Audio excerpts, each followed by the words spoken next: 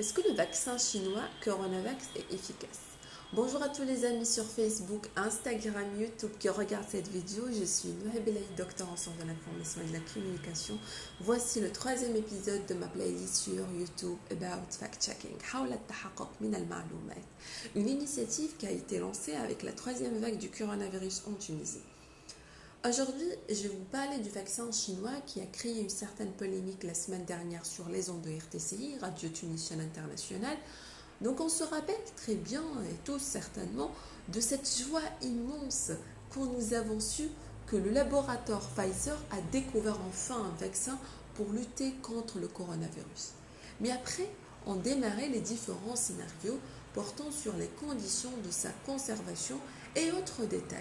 Au point qu'aujourd'hui, on se pose beaucoup de questions sur l'efficacité de ce vaccin et d'autres vaccins comme Moderna, AstraZeneca, Johnson & Johnson, Sputnik, CureVac, Sanofi GSK et Novavax. Ils sont tous aujourd'hui remis en question de la part des citoyens vu les cas graves enregistrés par certains gens qui ont reçu ces vaccins-là. Revenons maintenant au sujet de l'efficacité du vaccin chinois, Coronavax. Alors une première étude publiée, je dis bien une première étude, publiée vendredi dernier, le 16 avril 2021, par le gouvernement de Chili, un des pays les plus avancés dans le monde en matière de vaccination. Cette étude a confirmé que le vaccin chinois Coronavax a démontré une efficacité de 67% pour prévenir les cas symptomatiques de Covid-19 et de 80% pour prévenir les décès. D'ailleurs, sur 1,5 million de personnes vaccinées, partiellement vaccinées, c'est-à-dire une dose, qui ont reçu une dose et n'ont pas eu deux doses encore, et n'ont pas encore vacciné, réalisé entre le 2 février et le 1er avril 2021. Est-ce que le taux d'efficacité est le plus élevé pour un vaccin? Non. Mais le vaccin chinois est efficace à 67%.